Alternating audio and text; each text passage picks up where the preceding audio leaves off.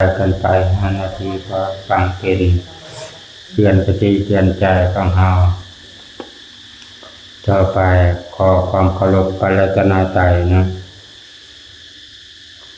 ขอนำน้อมแด่พระผู้มีพระภาคและพระธรรมและพระสงฆ์และครูบาอาจารย์และแม่ขาว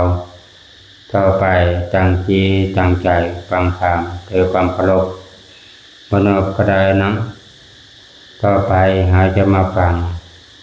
ธรรมะวิบัติแห่ข่าวความหมายของวิบัติมันอย่างใดวิบัติจะมีหลายเนาะเอาฟังความหมายความวิบัติก่อนวิบัติจะวิปัสสนาวิบัติแปลว่าการถึงความวินาศในความจิบเสียหายหมายถึงเหตุให้ความวินาศทางเสียของตนคือเมื่อสิ่งวิบัติเกิดแล้วย่อมข้อเสียและความวิบัติใดมีสี่อย่างคือศีลวิบัติวาจาวิบัติอิทธิวิบัติศีลวิบัติคือศีลนะสิ้นเสียวาจาวิบัติคือความประพฤติเสียอิทธิวิบัติคือความเห็นเสียอาชีววิบัติคือความอาชีพเสียเบิ่งความละเอียดในเรื่องนั้นประกอบด้วยวิบัติสี่ประการนี้แม้จะประการเดียวก็ในบุคคลใดบุคคลหนึ่งนั่นคือว่าเป็นคนเสียคือเป็นคนที่คนเสียความเสียคนนะเป็นคนอาภัพคือคนไม่เหมาะสมที่จะบรรลุถึงความสำเร็จคือความก้าวเจริญก้าวหน้าเป็นคนเอาดียากได้ยากนะเฮามาสรุปความหมายว่าศีลวิบัติคือคนบ่มีศีลแล้วเนาะคือคนผิดปกติคนบ่มีศีลคนบ่มีสติก็ออกมามันเหตุมันเกินคนบ่มีศีลหนึ่งเป็นคนผิดปกติบ่สำรวมบ่มีมารยาทโคจรนะแบบว่าบ่มีความละอายเนาะบ่มีความละอายอยากเอ็ดหยังก็เอ็ดอยากเว้าหยังก็เว้าอยากกินหยังก็กินเนาะบ่มีอยากว่าหยังการกระทำที่แนวบ่ดีบ่งามเนาะแสดงออกมาทางกายวาจาใจเฮ็ดให้ศีลวิบัติเมื่อศีลวิบัติความเป็นคนหมดเลยเนาะกลายเป็นคนบ้าคือเรื่องว่ามีพ่อหนึ่งนะ พ่อนี่ปิดความลับไว้โดนนะปิดความลับไว้โดนไม่ข่าวเพิ่นบ่อยากให้อายน้องเพิ่นรู้จักงูไปกับรู้จักแต่ว่ามโหสถนะมโหสถนี่เป็นผู้ที่มีปัญญาเพิ่นก็เลยสั่งให้สหายเนาะสหายไปปลอมตัวเป็นหมอไหมครับปลอมตัวเป็นหมอดูเบิ่งอาการแต่ว่าสหายนี่ก็ฉลาดได้เป็นหมอเบิ่งง่ายอยู่แล้วมีพ่อนึงย่างมาแล้วกำลังย่างไปแล้วก็เลยว่าดูทุกหมอว่าหมอดูหมอเดาก็เว้าไปซะละแล้วก็เลยย่างกายหมอไปแล้วหมอก็เลยว่าเจ้าบ่เชื่อข้อยก็จริงเจ้าบ่เชื่อข้อยก็ย่าแต่ว่าเจ้าน่ะมีความลับอยู่ในใจความลับบ่อยากให้ฮู้เจ้าฮู้จังได๋ว่าข้อยมีความลับก็เบิ่งสีหน้าเจ้าสิ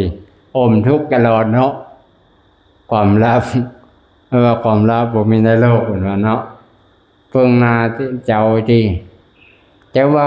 เราก็เลยว่าเราไม่ไปว่าข้อยบ่สามารถบอกความลับผู้ใด คันบอกไปแล้วมันอันตรายโอ้ยเจ้าก็บ่ต้องบอกไผเจ้าก็บ่ต้องบอกคนที่บ่ได้บอกกับคนบอกกับผู้ใดสถานที่ใดก็แล้วแต่คันเจ้าระบายความลับออกมาแล้วจะสบายใจแล้วพ่อนั่นก็เลยเชื่อเนาะเชื่อก็เลยไปยืนอยู่ต้นไม้แม่ครับอยู่ต้นไม้แล้วเป็นประกาศความลับให้ต้นไม้ฟังหมดเลยโอ้ยบ่ต้องประกาศแล้วเนาะเราเนาะความลับการกระทำของเราซุมื้อนี่ดินฟ้าอากาศงูหมดเนาะบางเฮาเราไปว่าเป็นความลับนะดินฟ้าเทวดาสิ่งศักดิ์สิทธิ์ทั้งหลายพระอรหันต์ทั้งหลายงูหมดว่า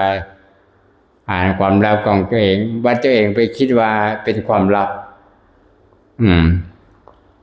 เดี๋ยวมาเทวดาฟ้าดินฮู้อยู่แต่ว่าคนเฮาบ่ฮู้นะความเป็นคนบางคนบ่รู้จักเฮาก็เลยบ่รู้ว่าเฮามีความลับอะไรเวลานี่ความลับเนาะคือความเปิดเผยความลับ2วาจาประพฤติคือความประพฤติผิดเสียประพฤติทางกายประพฤติทางวาจาประพฤติทางใจบ่ดีบ่งามแสดงออกมาด่า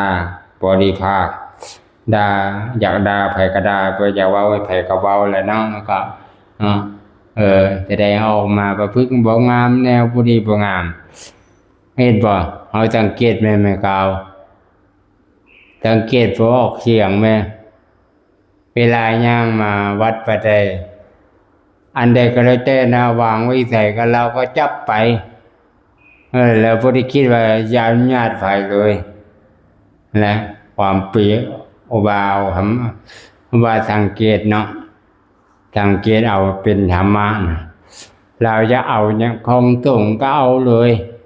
เราบ่มีความละอายเนาะบ่มีความละอายจะเอาก้อนหน้าก้อนตาก็บ่ได้ขอหยังเลยเฮาสังเกตมันก็เป็นวิบากแห่งกรรมเพราะว่าประพฤติทางกรรมเฮาเห็นด้วยตนเองเด้อเนาะเห็นด้วยการกิริยามารยาทของผู้อื่นบ่จบบ่งามเฮาจะบ่ได้เอามาเป็นธรรมะบ่ได้ดูถูกคู่แค้นไผแต่มันเป็นธรรมะเป็นความจริงเฮาเห็นมาเหมือนคนพิบาลน่ะอยากเฮ็ดหยังก็เห็นว่าไปนึกถึงเรื่องเนาะเรื่องพ่อแม่ตายลูกก็ตายถึกน้ำไหลลูกคนนึงก็ถึกอันจะแล้วไปมาฮอดเงียนก็ถึกไฟไหม้พวกก็ตายจากมอดบ้านถามมาบ้านผู้ใดนี่คือไฟไหม้โอ้บ้านลูกพ่อแม่เจ้าเรากลายเป็นคนแบบไรไม่กาวสติหมดเลยเนาะกลายเป็นคนบาแก้ผ้าแก้เป็นคนเสียสติเลยเนาะแล่นมาหาพระพุทธเจ้าเอาบ้านทั้งหลายโอ้บ่เป็นตาอายนั่นเนาะบ่มีผ้าพระเจ้าก็เลยเชิญให้เรามาแกเอาเสื้อผ้าพอให้เรานุ่งก็เลยแสดงธรรมเอาไปมาเราก็บรรลุธรรมเป็นโสดาบันอันนี้แหละว่าจะจิของเราคาดในช่วงหนึ่งเรามีจะจิในช่วงหนึ่งผู้มีธรรมแสดงธรรมอันนี้ก็ข้อที่3นะข้อที่2ข้อที่3อิทธิปฏิบัติความเห็นผิดก็ว่าเฮาฟังธรรมบ่เชื่อก็บ่ได้บ่เชื่อก็บ่ได้เชื่อไปหมดก็บ่ได้จงวิจารณาปานกลางก็ครูบาแล้วตะกี้ครูบาก็บ่เคยฟังธรรมแบบนี้มาก่อนครูบาใช้ปัญญาครูบาก็บ่เคยฟังครูบาอาจารย์แสดงธรรมแบบนี้นะสุขกับอุเบกขาเนาะ อันนี้สุขเบื้องขวาทุกข์เบื้องขวาเบื้องซ้ายทุกข์เนาะเบื้องขวาทุกข์แล้วอยู่กลางนี่อุเบกขาเนาะเขาอยู่ใกล้ใจกลางเขาจะเงี่ยงมาทางนี้ก็โลมลงบ่เขาจะเงี่ยงมาในนี้ก็โลมลงเขาจงอยู่กลางบ่เขาจงอยู่ใจกลาง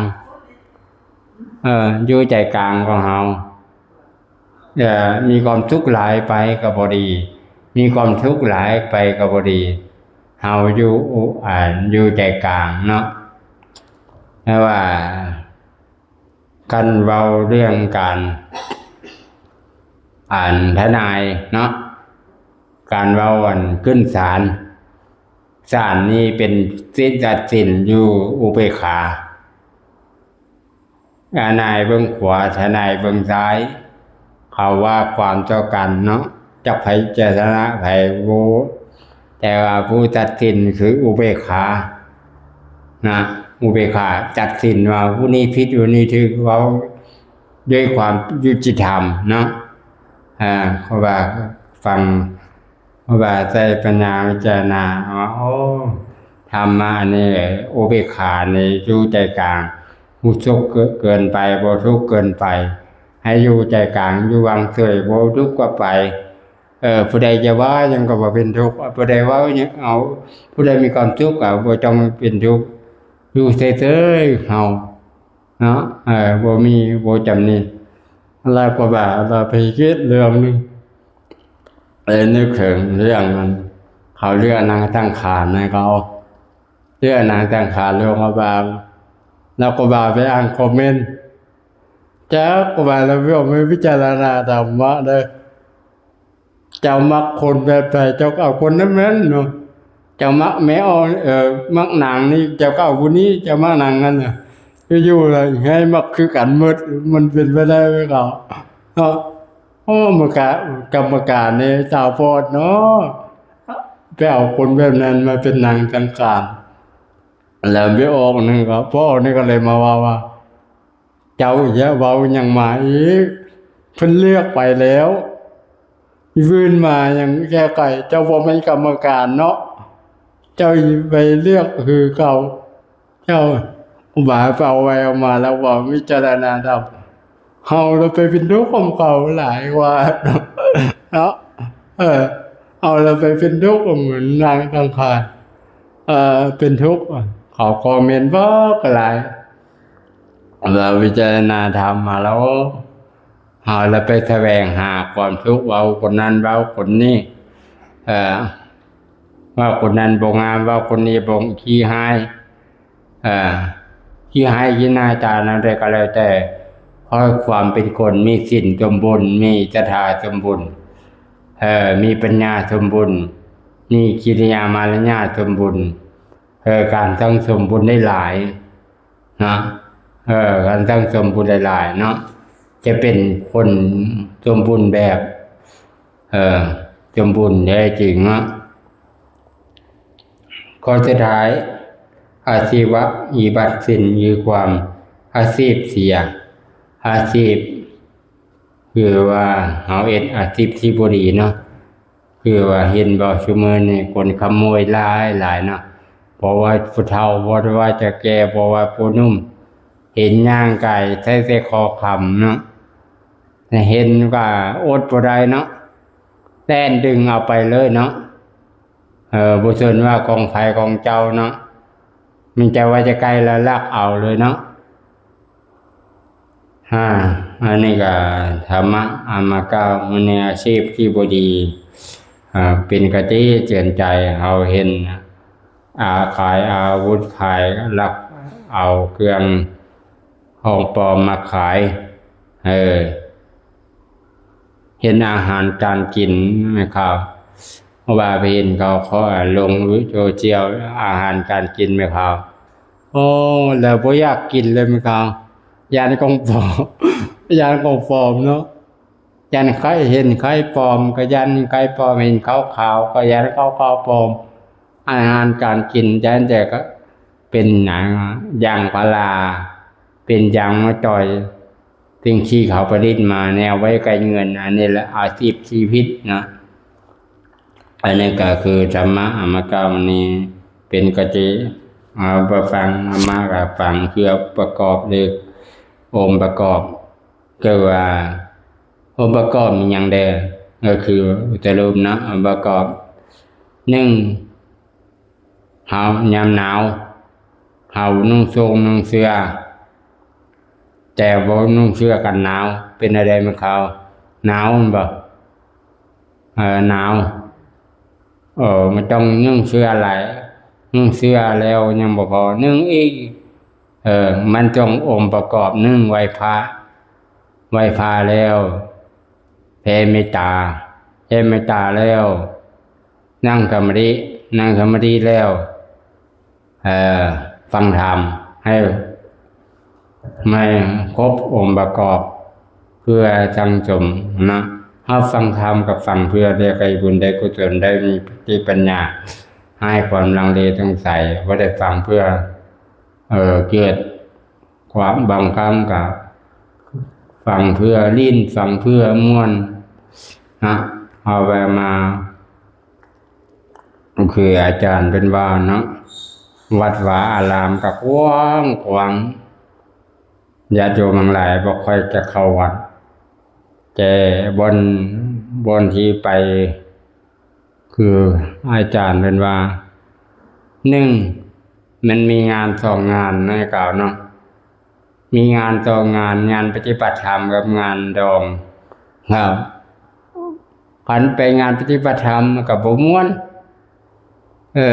จะว่าเพราะคนมีศรัทธาที่ไปแต่ว่าบางคนไปงานดองม่วนได้กินอาหารแซ่บได้ฟ้อนได้ร้องเพลงได้ม่วนได้อินได้ม่วนเนาะแต่ว่าเขาไปจากทางนั้นเทวดาคือกันเทวดาก็คือกันเด้เทวดาก็เขากับม่วนแบบนั้นละนะเขาเนาะม่วนคือบ้านเฮานี่ละคนปฏิบัติมาฟังธรรมบ่ค่อยมีบ่ค่อยมาแต่ว่าเขาไปงานน่ะม่วนไปฟังธรรมไปแนวสิ่งที่ว่ามันบ่มีคุณค่าบ่มีประโยชน์เนาะไปทางที่บ่ดีแท้ไปทางดีแท้หานไปกินเหล้าก็กินจนจำแจ้งไปห้องเพลงก็ห้องจนเอาว่าจนว่าเฮ็ดให้ชาวบ้านชาวเมืองเขาบ่ได้นอน